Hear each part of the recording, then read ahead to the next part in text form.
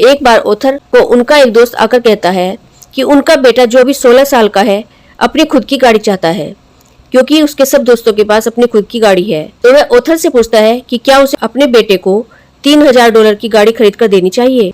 वह पैसे उसने उसकी कॉलेज एजुकेशन के लिए रखे थे। ओथर ने कहा, हाँ तुम खरीद कर दे सकते हो, पर इससे भी तुम्हारा बेटा लॉन्ग टर्म में क्या सीखेगा कि जब भी हमें कुछ खरीदने का मन हो तो सोचो मत, उसे खरीद लो, चाहे उसके लिए हमें अपनी सेविंग्स ही क्यों ना तोड़नी पड़े या फिर लोन ही क्यों ना लेना पड़े। यह सुनकर उनका दोस्त वहाँ से चला गया। 2 महीने बाद ओथर उसके घर गए और उससे पूछा कि क्या तुमने अपने बेटे को गाड़ी खरीद कर दी। तो उनका दोस्त बोला कि हाँ, मैंने उसे $3000 दिए। ओथर ने अपने दोस्त से कहा कि वाह, तुम तो बहुत अच्छे हो। फिर दोस्त ने कहा, लेकिन मैंने उसे एक कंडीशन पर पैसे दिए। तो मित्रों, क्या ओथर के मित्र ने अपने बेटे को वह गाड़ी दिलाई या फिर उसे एक ऐसी सीख दी जिससे वह अमीर भी बन सके और अपने शौक भी पूरे कर सके और पैसों को सही तरीके से यूज करना सीख सके, जानेंगे इस वीडियो के माध्यम से। हम सभी के अंदर एक फाइनेंशियल जीनियस होता है। समस्या यह है कि हमारा फाइनेंशियल जीनियस सोया रहता है, उसे उठाकर जगाने की जरूरत होती है। रॉबर्ट कियोसाकी कहते हैं कि रियल एस्टेट में मैं बाहर जाकर अभी 4-5 प्रॉफिटेबल सौदे कर सकता हूँ, जबकि नॉर्मल व्यक्ति बिना कोई सौदा किए खाली हाथ लौट कर वापस आ जाएगा। जबकि हम दोनों एक ही एरिया में रहते हैं। कारण सिर्फ यही है कि मैंने अपने फाइनेंशियल जीनियस को जगाया है और उन्होंने अपने फाइनेंशियल जीनियस को डेवलप करने में समय नहीं दिया। आपके पास बहुत से बहाने हो सकते हैं कि आपके पास पैसा नहीं है जिससे सौदे किए जा सके, या फिर आपके एरिया में इस तरह का कोई मौका नहीं है। लेकिन बहुत से सौदों में पैसों की भी जरूरत नहीं होती, और इस बात के एग्जाम्पल रॉबर्ट कियोसाकी ने इस बुक में कई बार दिए हैं, जब उन्होंने बिना ही पैसे के किसी चीज का सौदा किया और उसमें प्रॉफिट कमाया। यह सब उनके फाइनेंशियल जीनियस माइंड से ही संभव हो पाया। अपने फाइनेंशियल जीनियस को जगाकर हम वह काम भी कर सकते हैं जो हम पैसा होने पर और खाली समय होने पर भी नहीं कर सकते। यह बात 100% सच है। और यदि इस बुक की सभी वीडियो आपने यहाँ तक देखी है तो इसका मतलब यह है कि आप अपने फाइनेंशियल जीनियस को जगाने के लिए तैयार हैं। तो रॉबर्ट कियोसाकी कहते हैं कि मैं अपने फाइनेंशियल जीनियस को जगाने के लिए 10 स्टेप्स को यूज करता हूँ। मैं आपको केवल वही स्टेप बता रहा हूँ जिन पर मैं चला हूँ। अगर आप इनमें से कुछ पर चलना चाहते हैं तो बहुत ही अच्छा है। अगर आप इन पर नहीं चलना चाहते तो अपने खुद के कदम बना लीजिए। आपका फाइनेंशियल जीनियस इतना स्मार्ट होता है कि आप खुद के कदम बना सकते हैं। रॉबर्ट कियोसाकी कहते हैं, अगर आप इस ज्ञान को अपने बच्चों के साथ बांटने का ऑप्शन चुनते हैं तो आप उन्हें उस दुनिया के लिए तैयार करने का विकल्प चुनते हैं जो उनका इंतजार कर रही है। यह कोई और आपके लिए नहीं करेगा। आप और आपके बच्चों का भविष्य इस चुनाव पर निर्भर करता है जो आप आज करते हैं, आने वाले कल में नहीं। रॉबर्ट बताते हैं, जब मैं पेरू में था तो एक 45 वर्ष के सोने की खुदाई करने वाले इंसान से मैंने पूछा कि उसे इतना भरोसा क्यों है कि जहाँ वह खोद रहा है वहीं पर उसे सोना मिल जाएगा। उसने जवाब दिया, सोना तो हर जगह है, ज्यादातर लोगों की आंखें इसे देख नहीं पाती। और मैं कहूँगा कि यह सच है। पैसे के मामले में भी ऐसा ही है। पैसा हर जगह है, पर व्यक्ति को देखने की नजर होनी चाहिए। तो मित्रों, स्टेप नंबर 1 है कारण ढूंढो, फाइंड द रीजन, कि आप अमीर क्यों बनना चाहते हो। आपका कारण जितना बड़ा होगा उतने ही जल्दी अमीर बनने के चांसेस आपके ज्यादा होंगे। एक ऐसा कारण जो रियलिटी से बड़ा हो। लेखक बताते हैं कि मैं एक लेडी से मिला था जिसको ओलंपिक में गोल्ड मेडल चाहिए था।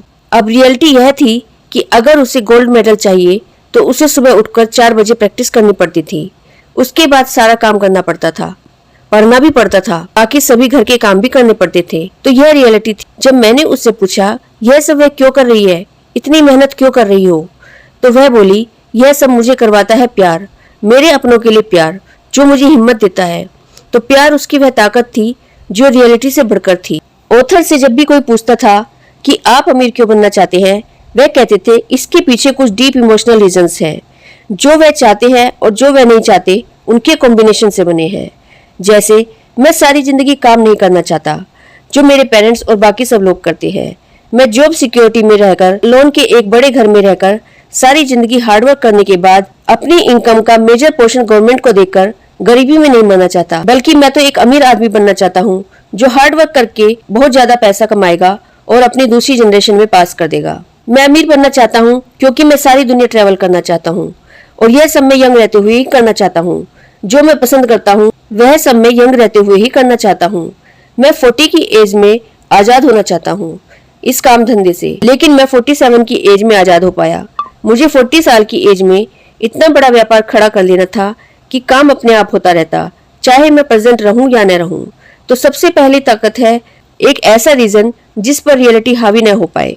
मतलब मैं जब लोगों से पूछता हूँ कि क्या तुम अमीर बनना चाहते हो, तो वह हाँ बोलते हैं, लेकिन जब रियलिटी कुछ टाइम बाद उनके ऊपर हावी हो जाती है तो 10-15 मिनट के बाद ही वे कहते हैं रियलिटी तो कुछ और ही है, लेकिन इस रियलिटी से कुछ बड़ा चाहिए। यहाँ पर यही कारण ढूंढना है हमको। तो रियलिटी से बढ़कर एक कारण चाहिए। आपकी ताकत क्या है जो रियलिटी से बड़ी हो? आगे चलकर यह सच्चाई, यह हकीकत उस पर हावी न हो जाए। एक ऐसा रीजन ढूंढो जो रियलिटी से बढ़कर हो। दूसरा स्टेप है हर दिन एक ऑप्शन चूज करो। मतलब जब भी मेरे हाथ में $1 या ₹1 आता है तो मेरे सामने उसी के साथ साथ ऑप्शन आते हैं जो मुझे चुनने होते हैं कि मेरा फ्यूचर कैसा होगा। अगर आप इसे मूर्खतापूर्ण तरीके से खर्च करते हैं तो आप गरीब रहने का विकल्प चुनते हैं। अगर आप इसे दायित्व यानी लग्जरी की चीजें खरीदने में खर्च करते हैं तो आप मध्यम वर्ग में रहने का विकल्प चुनते हैं। अगर आप इसे निवेश करके संपत्तियों वाला कॉलम बढ़ाते हैं तो आप दौलतमंद होने का विकल्प चुनते हैं। चुनाव आपका है और केवल आपका है। हर दिन हर डॉलर के साथ आप अमीर, गरीब या मध्यम वर्गीय होने का विकल्प चुनते हैं। 90% लोग फर्स्ट वाला ऑप्शन चुनते हैं कि इसको खर्च कर दो और आगे गरीबों वाली जिंदगी जियो, क्योंकि उन लोगों को बस आज का मजा दिखता है। और यदि आपने इन्वेस्ट करने वाला ऑप्शन चुना है तो सबसे पहले आपको किस चीज में इन्वेस्ट करना है, यहाँ पर मैं आपको बता रहा हूँ। डायरेक्ट जाके किसी म्यूचुअल फंड या किसी प्रॉपर्टी में इन्वेस्ट मत कीजिए। सबसे पहले इन्वेस्ट करिए अपने दिमाग में, दिमाग को ट्रेनिंग देने में। यह दिमाग ही आपको काम करके देगा। सबसे पहले दिमाग में इन्वेस्ट करिए। अब फैसला आपके हाथ में है। सारा दिन बैठकर टीवी देखना है, कोई गेम खेलना है, क्रिकेट खेलना है या फिर किसी फाइनेंशियल क्लास में जाकर कुछ सीखना है। डायरेक्ट इन्वेस्ट नहीं करना चाहिए किसी प्रॉपर्टी में। लोग सबसे बड़ी बेवकूफ़ी यही करते हैं कि जाकर किसी प्रॉपर्टी में इन्वेस्ट कर देते हैं, पहले नॉलेज गेन नहीं करते। यह बेवकूफ़ी नहीं करनी है। मेरी एक दोस्त जिसके घर में एक बार चोरी हो गई थी, वह बहुत पैसे वाली दोस्त थी।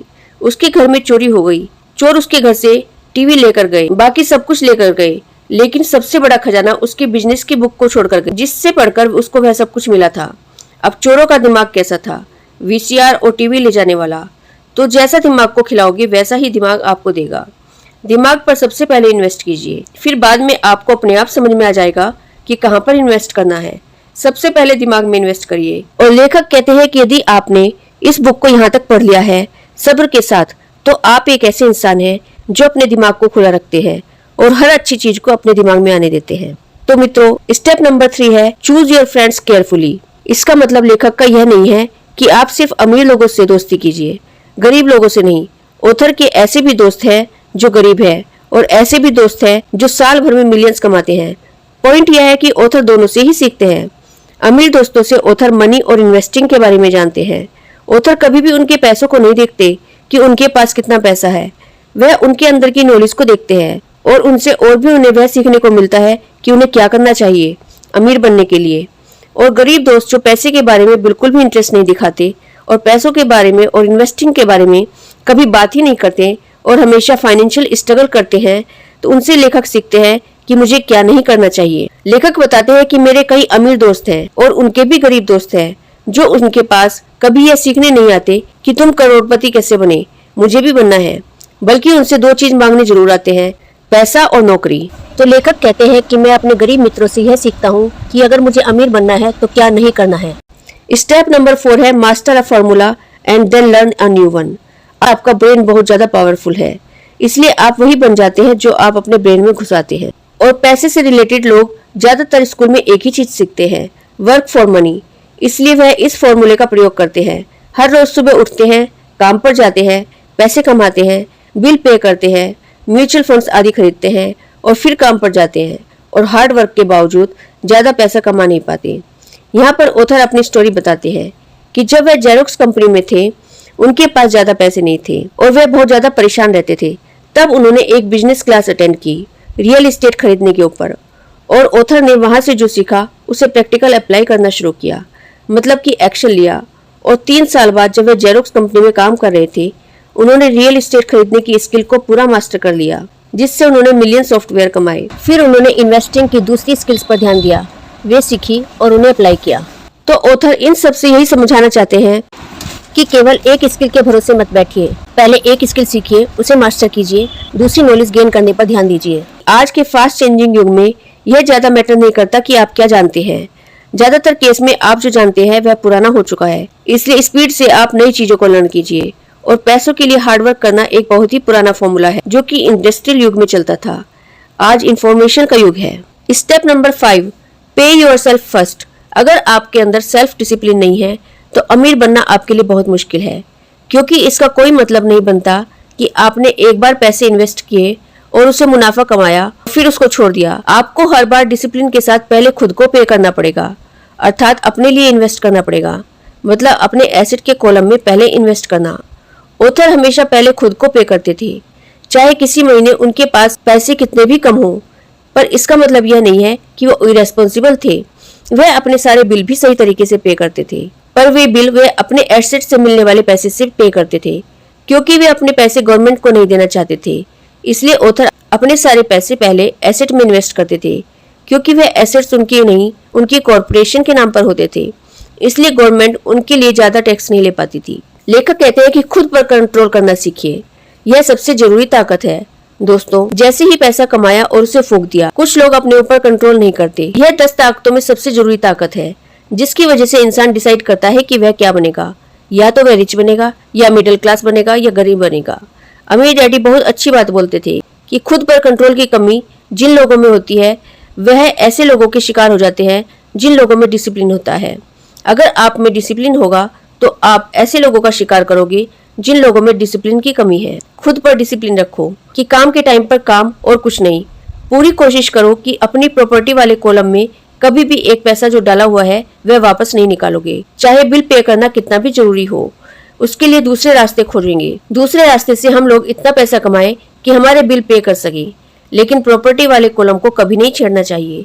खुद पर प्रेशर बनाने के तरीके ढूंढे। स्टेप नंबर 6 है, पे योर ब्रोकर्स वेल। ज्यादातर लोग क्या करते हैं कि वह अपने stock broker, real estate manager या फाइनेंशियल एडवाइजर को सबसे कम पैसे देने की कोशिश करते हैं ताकि उन्हें ज्यादा से ज्यादा पैसे मिले। पर रिच डैड ने ऑथर को सिखाया था कि हमेशा अपने किसी भी ब्रोकर को अच्छे से पे करना, क्योंकि वह अपने फील्ड के प्रोफेशनल्स हैं। उनकी अच्छी सर्विस आपको पैसे बनाकर देगी, और जितना ज्यादा पैसे आप उनको देंगे उतना ही ज्यादा अमीर आप बन पाओगे। दोस्तों, अमीरों का एक बहुत बड़ा रहस्य है। मैं आपको बताता हूँ कि लोग अमीर कैसे बनते हैं। उनके पास सबसे पहले इन्फॉर्मेशन आती है। जब भी कोई फायदे का सौदा होता है तो उनका ब्रोकर उन्हें सबसे पहले मार्केट की न्यूज देता है। एक अच्छा ब्रोकर आपको मार्केट की ऐसी इन्फॉर्मेशन दे सकता है कि जिससे आप बहुत जल्दी बहुत पैसे बना सकते हैं। एक अच्छा ब्रोकर आपका समय बचाता है, तो वह आपका सबसे वैल्यूएबल एसेट है। कम से कम मैं इतना मानता हूँ कि यह होटल में जाकर वेटर को टिप देने से तो बहुत ही अच्छा है, क्योंकि उसमें हम बड़ा दिखाने की कोशिश करते हैं, लेकिन ब्रोकर को पैसा देने के लिए इतना क्यों सोचते हैं। लेकिन मित्रों, ब्रोकर पर भी ध्यान दीजिए, यह फ्रॉड भी बहुत होते हैं, क्योंकि इन्होंने जीवन में कभी खुद तो कोई प्रॉपर्टी अच्छी खरीदी नहीं होती है और हमको राय दे रहे होते हैं।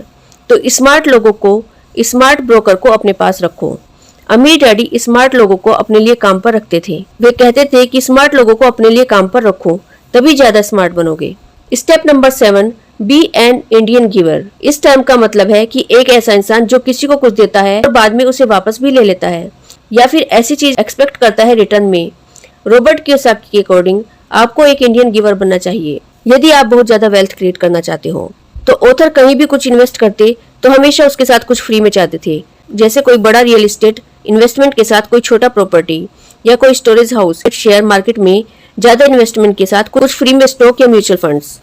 Step number 8, use assets to buy luxury.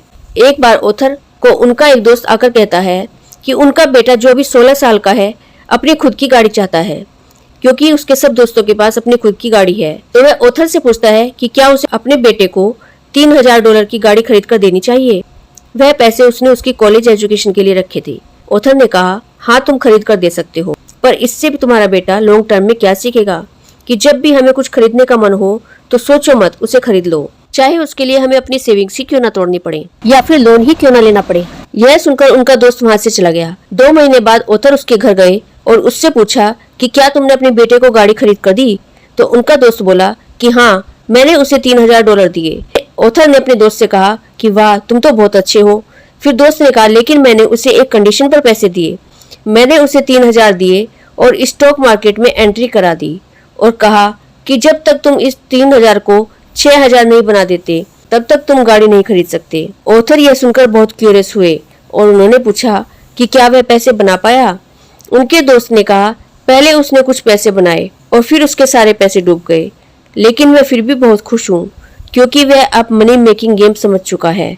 वह समझ चुका है कि अगर वह अपने पैसे से पैसे बनाकर उस पैसे से अपने शौक पूरे करेगा तो उसके शौक पूरे होने में थोड़ा समय लग सकता है, पर उसका कैपिटल हमेशा उसके पास रहेगा जिससे वह आगे और भी ज्यादा पैसे बना सकता है। ऑथर कहते हैं कि आपको भी ऐसा ही करना चाहिए। जब भी आपको कोई लग्जरी खरीदने का मन हो, लोन लेकर या सेविंग्स तोड़कर उसे मत खरीदिए। उस पैसे से एसेट बनाइए और फिर उस एसेट से जब कैश फ्लो आने लगे उस इनकम से अपने शौक पूरे कीजिए। Step number 9, choose your heroes. जब ऑथर छोटे थे उनके कुछ फेवरेट बेसबॉल प्लेयर थे। इन्हें वह बचपन में अपना हीरो मानते थे और जब भी ऑथर अपना बेसबॉल खेलने जाते थे और वह खुद को उन हीरोज की तरह मानकर खेलते थे जिससे वह और भी अच्छा खेलते थे। और ऑथर के मुताबिक यह सबसे पावरफुल तरीका है कोई भी चीज सीखने का जो हम बड़े होने के साथ साथ फॉलो नहीं करते। हमें अपने फील्ड के सक्सेसफुल लोगों से सीखना चाहिए, उन्हें अपना हीरो मानना चाहिए क्योंकि हीरोज हमें सिर्फ इंस्पायर ही नहीं करते बल्कि चीज़ों को देखने में आसान कर देते हैं। और जब हमें कोई चीज़ आसान लगती है तब हम उनकी तरह बनना चाहते हैं और सोचते हैं कि अगर वह कर सकते हैं तो हम भी कर सकते हैं। हमारी कमी यही है कि जब हम बड़े हो जाते हैं तो अपने हीरोज को भूल जाते हैं, खुद के हीरो खुद ही बन जाते हैं। अगर आज मुझे बिजनेस करना है तो मुझसे बेहतर लोग मेरे हीरो हैं, उनसे सीख लूँगा, सब कुछ पढ़ूंगा कि वह मार्केट में क्या क्या जानते हैं, वह कैसे पैसा इन्वेस्ट करते हैं, क्या उनकी टेक्निक है और वह कैसे करते हैं। Number 10, give and you shall receive. आप जो चीज़ चाहते हो पहले दूसरे को दो, आपको वो चीज़ जरूर मिलेगी। ऑथर के रिच डैड को जब लगता था कि उन्हें और ज़्यादा पैसे चाहिए तो वह चैरिटी में पैसे देना शुरू कर देते थे और ऑथर को भी यही फॉलो कराते थे। जब भी ऑथर को लगता था कि उनसे कोई हंसकर बात नहीं कर रहा तब वह पहले दूसरों के साथ जाकर हंसकर बात करने लगते थे और जादू की तरह वे लोग उनके साथ शामिल हो जाते थे और उनसे खुद हंसकर बात करने के लिए आते थे। मित्रों, ये 10 स्टेप्स है जिन्होंने लेखक की हेल्प की थी उनकी फाइनेंशियल जीनियस पाने के लिए। इन स्टेप्स में कुछ स्टेप आप अपने भी बना सकते हैं और इनमें से आप कुछ स्टेप फॉलो कर सकते हैं या फिर अपने अकॉर्डिंग कोई और स्टेप बना सकते हैं अपने अंदर के फाइनेंशियल जीनियस को जगाने के लिए। रॉबर्ट कियोसाकी के मुताबिक हम सबके अंदर ही एक फाइनेंशियल जीनियस है, वह बाहर नहीं आ पा रहा है हमारे एजुकेशन सिस्टम की वजह से, जो हमें सिखाता है कि पैसे के लिए काम करो, क्योंकि नौकरी ढूंढकर पैसे के लिए काम करना ज़्यादा आसान है, बल्कि पैसे को अपने लिए काम पर लगाकर उससे अमीर बनना बहुत मुश्किल है। क्योंकि पैसे के लिए काम करने में लोगों को फिजिकल मेहनत करनी पड़ती है और पैसे से अपने लिए काम करवाने के लिए हमें मेंटली स्ट्रांग होना पड़ता है और एजुकेशन लेनी पड़ती है, जो लोगों को बहुत मुश्किल लगता है, जो रियलिटी में फिजिकल मेहनत करने से आसान है। लेकिन यदि आप ये 10 स्टेप फॉलो करते हैं तो आप वास्तव में अमीर बन सकते हैं, बहुत जल्दी अमीर बन सकते हैं। तो मित्रों, आशा करती हूँ कि इस वीडियो से आपको काफ़ी कुछ सीखने को मिला होगा। यदि यह वीडियो आपको अच्छा लगा है तो इसे लाइक शेयर जरूर कीजिएगा और आपके अपने चैनल वर्ड्स ट्रेजर को सब्सक्राइब कर लीजिएगा। Thank you.